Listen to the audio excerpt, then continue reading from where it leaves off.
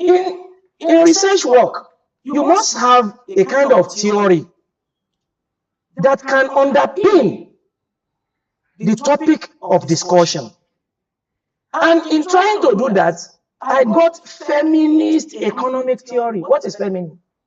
Women, Abi? What is feminist economics theory? Understand, challenges the transitional view that they said tax is neutral. Let them pay the same amount, the same rates. It challenges it by emphasizing the role of gender in shaping economic policy, including taxation. That is Faber and Nelson. This theory argues that mainstreaming, that is, making them part of all our tax laws, bringing all these vulnerabilities into what? Our tax laws by giving them tax credits.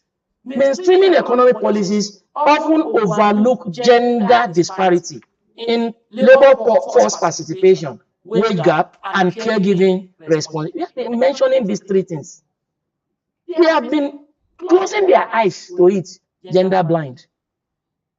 Now, particularly in the informal economy, if you are working in the formal sector, it may not be easy to, but those of them that we say us in quotes, that are in this service, informal service, we pay too much tax. So, like I want to quote former first lady, my fellow, not women, not widows this time, my fellow women, us women, we are disproportionately affected by what? Tax, in quote, we. Now, I'm taking the position of a woman on this stand now. Now, applying this theory to gender-inclusive taxation highlights the need for policy to account for gender-inclusive, gender-specific, the one that is directly affecting women, gender-specific economic role, such as tax credit for child rearing, incentive for what? Male entrepreneurship, ensuring equitable tax burden, not equal tax burden, equitable tax burden, and promoting inclusive economic growth. The second theory, which I cited at the abstract, is that of Adams, the so-called Adam Smith that everybody knows. In 1963, posits that what? Fairness in economic transaction lead to greater what? Motivation and compliance. Now, what are we after? The major reason why government tax is what? To generate income.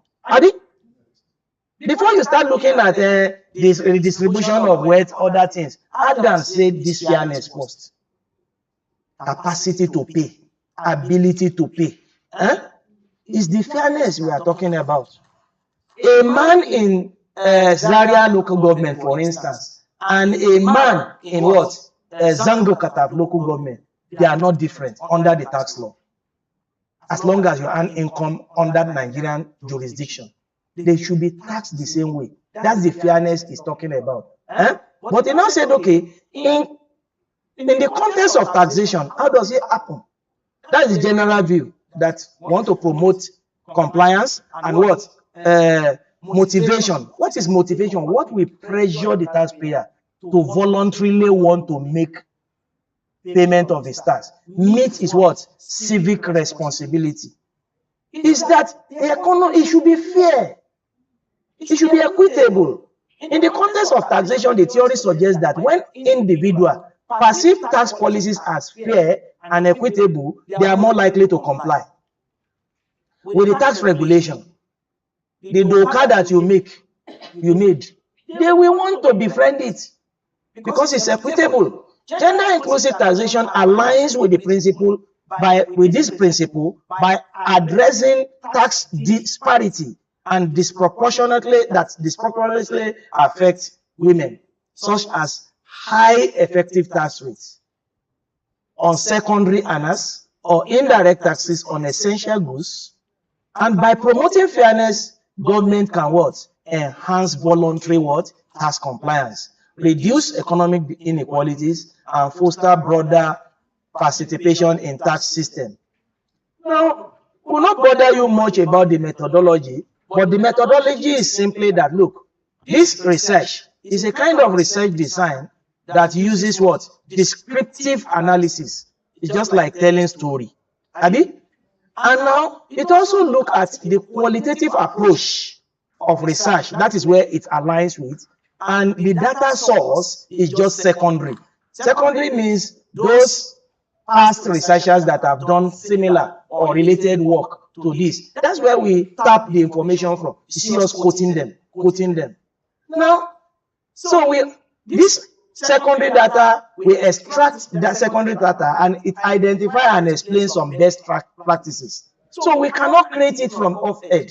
It is what is happening in some regions in the world that we are bringing to fore. Best practices in gender inclusive taxation, evaluate Nigerian current tax policies through a gender perspective, and recommend policy reforms to foster a fairer and more inclusive tax system. Now, the rider is that these tax policies, what are those kind of what? Impact assessment. How it affects men and women. Any economic policy should look at men and women. How does it affect them? If it is disproportionately affecting women, then we think about it. And that is said, before implementing the tax policies, I think I've talked about that. And in Canada, and in fact in Sweden, they use what? Gender responsive budgeting. Budget. Director of budget. You don't go. Let me tell Padamasi that try and introduce gender inclusive, responsive budgeting to assess tax policy effect on women, men and men, ensuring fairness and revenue collection and economic participation. Another example from UK, women group assesses how tax and spending policy impact gender equity, influencing reform and social benefits and what? Tax credits. Another one is what? Progressive personal income tax. That is practice in Nigeria. We have currently that the tax rates range from what? 7%. Highest is what? 24%. But that is not what we are talking about. What kind of deductions that are specific to gender, women gender, should be included, and we'll see it along the line. If you give them this kind of what? Deductions from their allowable expense, that is what? It will help to reduce tax burden. Then, okay. Now, we can now quickly switch, since we have been constrained with time. We'll just read out, the paper will be, circulated to you. Now, another method of inclusive taxation is progressive personal income taxation. Elimination of what? Gender bias in indirect taxes. Indirect taxation.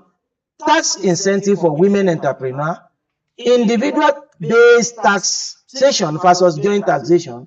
Child care development and dependent tax credits. Inclusive pension and social security reforms. And strengthening what? Institutional gender mainstreaming in taxation. Now, what about Nigerian perspective? What are those gender bias that we have in Nigerian tax system? There's heavy reliance on indirect tax. We know. They say indirect. In fact, our tax policy reform 2000 said we should focus more on indirect taxes. And therefore, there is more reliance on indirect. And we say that indirect tax impact women more than men. Now, gender gap on income taxation. We should look at that one. There's gender gap on income taxation. Income taxation has to do with what? Your profits, or your salary. Then informal taxation, informal sector challenges. Now, this research concludes by saying that Nigerians said, then that one asserts that Nigerian tax system disproportionately affect women. Affect them disproportionately. Number two, global best practice in gender inclusive taxation. We have discussed about that, and we conclude that that one is also there. We also concluded that what? Reform needed for a fairer tax system in Nigeria. Say there should be tax or economic reform to be fairer in Nigeria. Another one, assessment of Nigerian tax policy. Assessment of Nigerian Assessment means review of Nigerian current tax policy. And then we also look at what? Adapting global best practices for Nigeria. So we have seen global best practices that are listed out, but this study recommends that Nigerian government should consider the following: implement gender-sensitive tax policies straight away, introduce tax deduction and credit for women, establish a gender-responsive tax framework, and the last one is what? Strengthen collaboration with for what? Inclusive tax policy. Collaboration. You collaborate. What tax authority is doing here? They are collaborating with civil society. You can collaborate with local civil society organizations, business CBOs. Abi, you collaborate with them. You expand the international what? Civil society, collaborate with them. It makes our what? Tax law to be well strengthened. On this note, I said, yes, we have landed safely based on these 4 recommendations from the findings that we post to you. So I say thank you very much for your keen listening. I don't know if I space your time. Thank you very much. Initially, I told you that the speaker is going to do justice to the topic, and I think you people can attest to that. Please put our small hands together to our center. Thank you very much, sir, for this. Because of the timing, I don't think we'll be open for questions. Yes, you can go sit down, maybe later on. Don't forget, today's topic is empowerment and advocacy and building partnership. Send to the email on the slide. Okay. We will respond. Okay. So, I forgot that. we're going for tea break now, at least because we can look at the situation and our tea break is set. So we don't want to waste much time. So please, you can go ahead and have a tea break.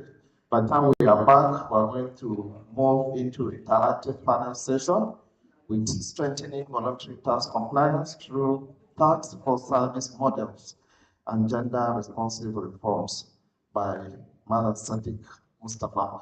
For now, let's move to the tea point to have our tea break now. So thank you. All right, so maybe for us to engage our tea period efficiently and optimally, we can also do working tea break while we address some questions. Anyone that has question can ask during the session, and then we'll be accommodating the question while we're taking our tea. So relax. Okay, so we'll do that concurrently. Okay, so for those that have questions, the doors and windows are open for questions, please. Yes? So, question to the presenter based on the paper presented. So, thank you very much, sir. Mine not just a question, but it's a recommendation based on the presentation, which is so rich and educative. This training paper presentations, I want to recommend that the presentation is step up. How good?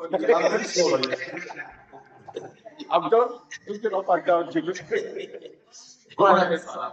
So I recommend that the paper, the training be step up for the elected honorable members to have the full knowledge of this issue.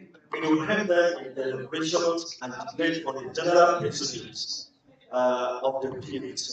And also it will help in supporting the economic and political balance Again, in the own technology as I will carry it compared over. to the experience we have about the harassment, where the taxpayers are complaining to the honorable members and the tax collectors are complaining about the harassment. So the people will help them in what is called economy and political balance. And the current law that was passed in the previous assembly, those members that work on those laws, not all of them were opportunity to be elected by the Honorable House. We have some of them that are new and they need to have a new knowledge on this subject. It will help them speedy and easy passage of the new parliamentary to the floor. Thank you very much. That's a very nice contribution from the State House of Assembly. Thank you. More questions, suggestions, recommendations? Okay, sir. My name is Akila. Karkida. Akila. Akila. I listened to your presentation, of which is more academic as the way you studied, but I have some few observations. Okay, sir. And my observation has to do with your with the methodology.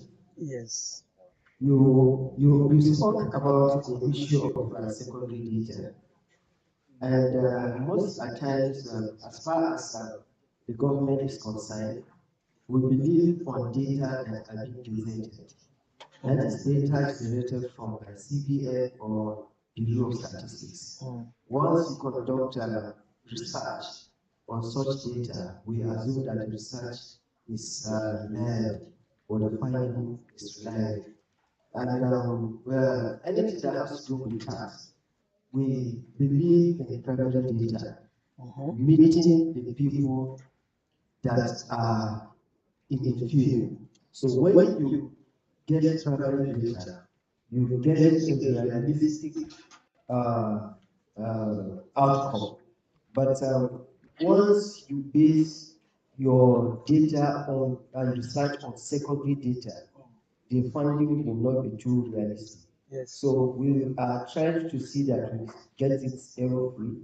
And some of us that are here in the side of the government, definitely we'll go back and meet our bosses in the office. And if we present these findings to them, what is advocacy? One thing they will ask us is the source of data. And I also want to plead with the organizers of this event. Each time we are having or we're going to conduct research, we have the State Bureau of Statistics, of which if you engage them in such research, the policymakers will not hesitate to adapt all your recommendations and probably present it at the council meeting for His Excellency endorsement. So it's not good for us to just come and listen and you conduct research. At the end of the day, it's not being implemented. So that is just my observation. Thank you very much. I look at your reference to the court, the citation.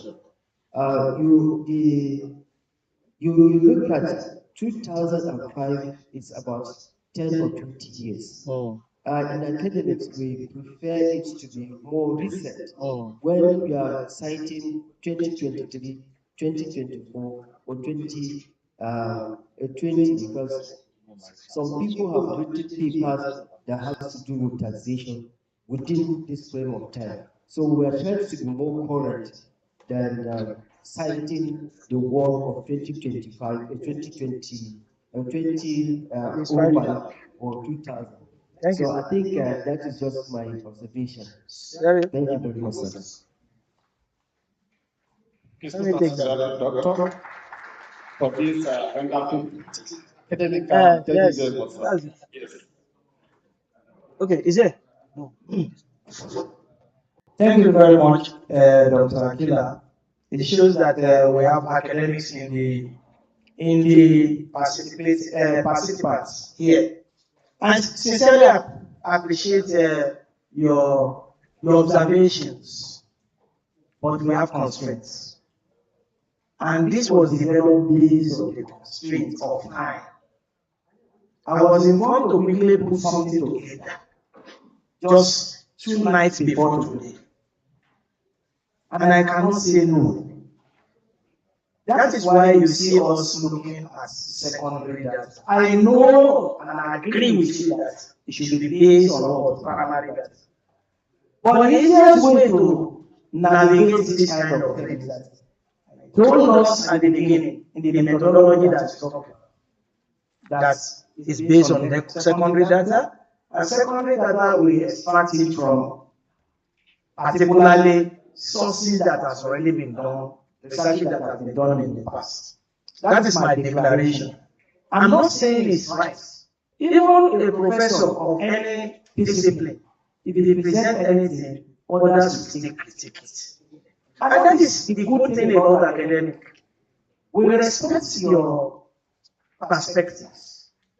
We should also be respected in the light of the constraints. We also acknowledge the presence of the Nigerian Bureau of Statistics and the existence of the State Bureau of Statistics, even quartered in this building. But how do we get data in 2 nights? So this is why we are constrained to produce this research or study in the light of that constraint. So whatever Dr. Abila has said, they are true, correct, and valid. I accept them, but I urge you also to look at my constraints in bringing about this. If I've had like 1 month, 2 weeks, this and that, you would have seen me knocking at your door, taking primary data, and even testing people outside, within the market and wherever, going to the affected people, women, draft questionnaire, see all. In fact, we can do a lot of survey or whatever around this, but you can see the constraint, we can't do that. We also have what? Funding limitations to do it. So this work is just like a contribution from myself to us without cost. That is how it is. So thank you very much for this brilliant observation. Gas that they are well noted, they are okay, and I respect it. Thank you very much. Thank you very much. For the State House of Assembly, I think those representatives from the area you mentioned to please note them, and for further advocacy, as he has advised. So we know that anything that comes to government, since you don't have primary data, we cannot be implemented, it can be thrown into the trash, but there is knowledge in it. There is still knowledge in it. So please let us also hearken to the voice of the State House of Assembly representative in our midst. I think these are the 2 comments that we have received so far. Thank you. Done with that, thank you very much. Please let us stand together to give once again for a wonderful presentation and responses that are thank you. I'll now hand over the mic to our coordinator for more. When you have them, Thank you very much, we have everyone. And sir, we want to appreciate that brilliant work you did in the shortest possible time. I remember when I was calling you, I said, we are already in the nick of time. Can this be possible? Say, anything is possible. Just in the time. And I sent him the topic, and in the night, the next morning, I just checked my WhatsApp, it's not as dropped. This is crap. Please let's really remember the job. Deliberately, we feel we should test the field assignment we did with test review. So we asked the leaders, let's see in line of what we have done in the field, which we see a lot of correspondence. It's also aligning, and I'm also appreciating Dr. Akila. He was there giving validation. Some of this thing he gave us practical observation and input to that. So for me, it's actually trying to ensure that we have a robust team towards this research. And I'm happy that we are having this conversation today. Thank you very much, everyone. So please, if there's no other critical content to this, let's enjoy our is it brunch? That's right now, brunch.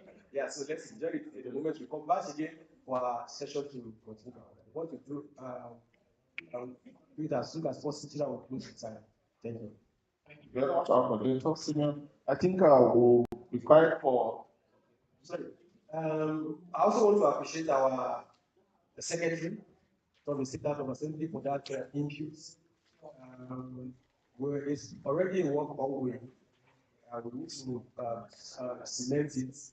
And my power source, they are also hearing. You know that in Nigeria there is national grid. We also have subnational grid.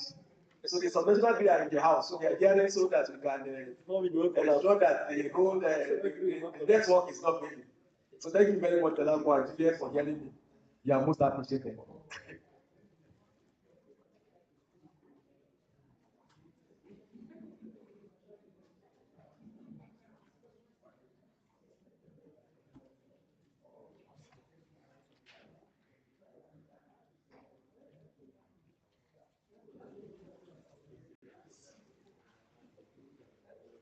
Thank you. Let's have our tea.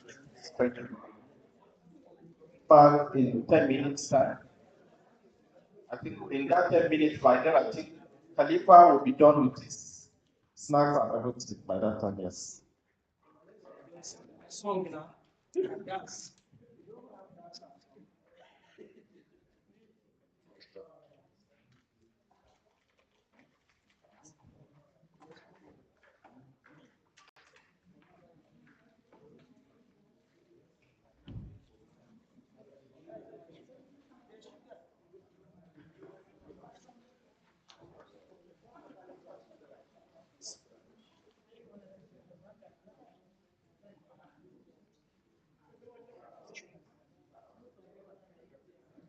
Bluetooth connected.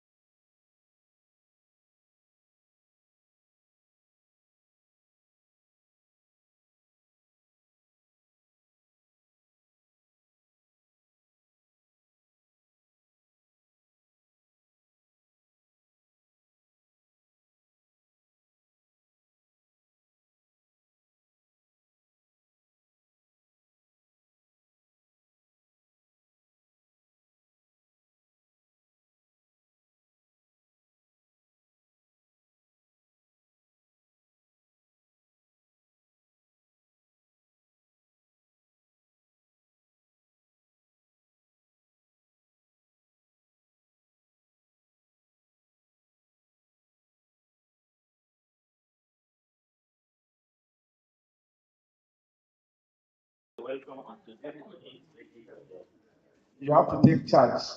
Take charge, yes, sir. Okay, sir. So some people are still taking the tea. I don't want to take them there.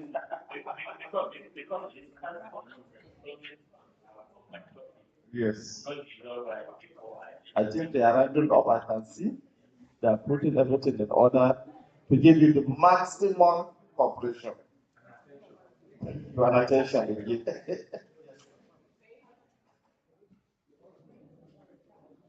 Let me appreciate the people a bit. Since yesterday we've been talking about tax collection and all of that. When I came in this morning, I asked Dr. Ramon a simple question. My uncle is a native doctor. How do you collect tax from a native doctor? We want suggestions, especially from our government people, the ones that are responsible for collecting the taxes. Don't leave your question with my presentation. Because if I begin to say, we'll do tax for service in that respect, many of you will not leave this call. So, good morning, all. So, I am to facilitate a section on strengthening voluntary tax compliance through tax for service model and gender responsive reforms. The session will be mainly a brainstorming session because we don't need a panel to air the views. But if we wanted to brainstorm, I need to all of us here to be on the same desk, understanding the concept we are going to brainstorm on. Since yesterday, Mr. Sadiq has been trying to define the social contracts. And the social contract is simply saying that they run services. Is that? Do we have any other objection to this definition? Let us use common definition. Do we have objection to this definition? Is the role of the government to provide services to the people. It is all wrong. And you can't say and the expectation of the citizens is to have access to services.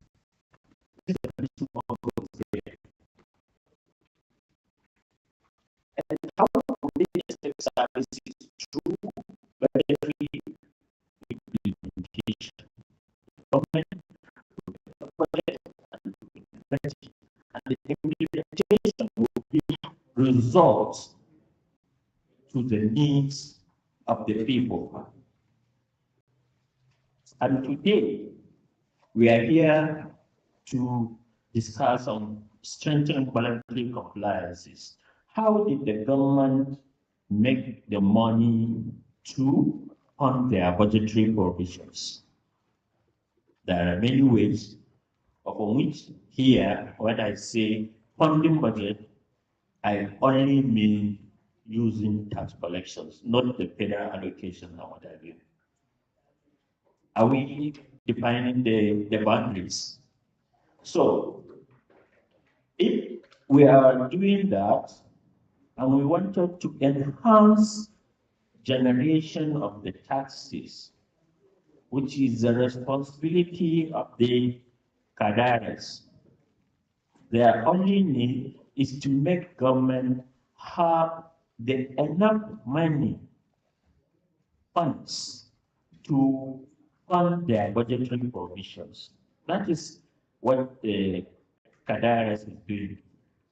And I believe the Ministry of Budget and Economic Planning that are in this role, their responsibility here is to implement the government policies. How are they going to do it?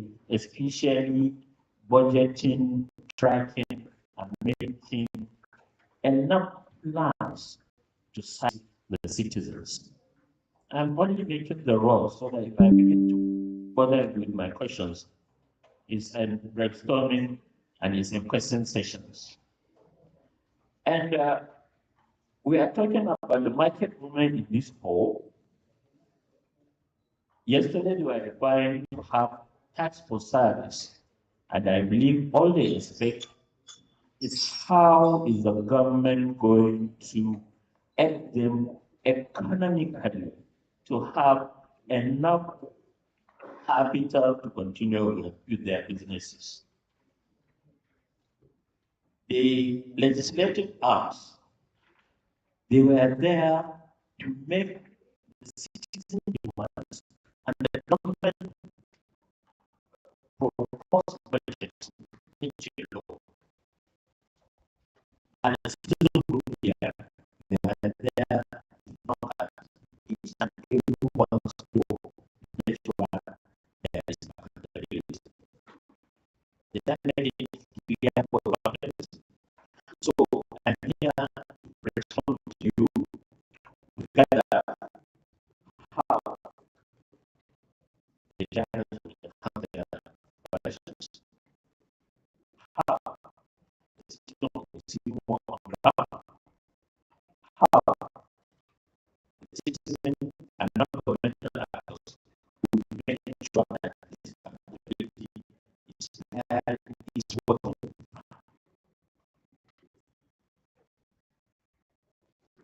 The general responsibility response is here to play another role, which is doing all the services agenda needs respected. So at least one what I wanted to be here for you, all the actors down here, continent government, for that world will give national plans tax justice to be tried to make sure who promise and is not trying to implement it in time. We are not saying all of you will not be doing it. At least when you promise, do it in time.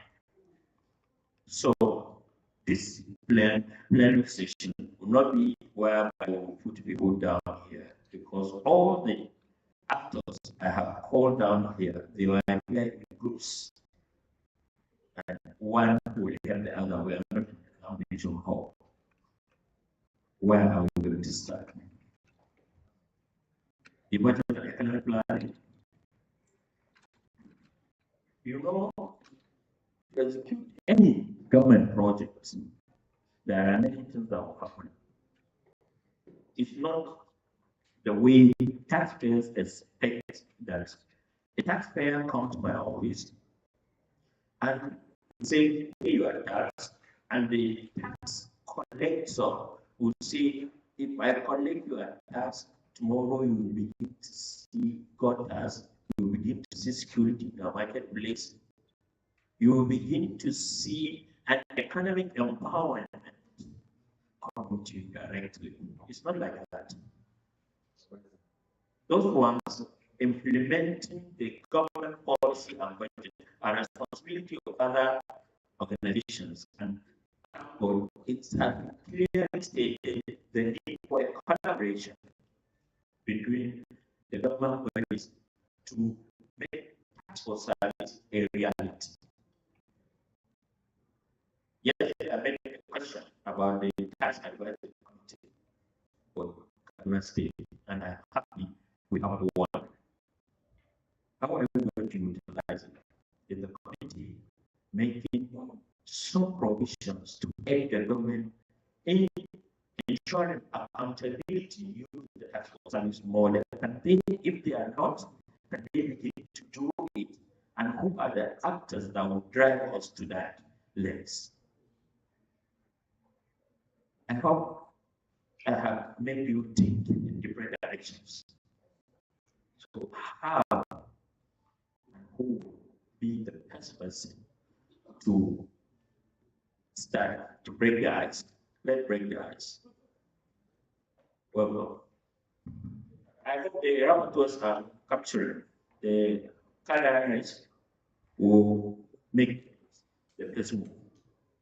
Good morning once again. I want to cite an example concerning what will help the taxpayers, especially the informal sector, to voluntarily pay their tax.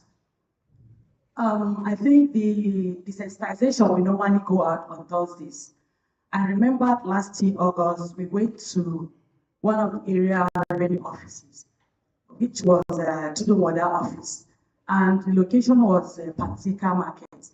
So when we went to the market, we met with the market association leaders and we discussed with them our aim for going to the market to sensitize their staff and tell them what they need to do about their taxes. And they were so happy to welcome us, and they gave us audience.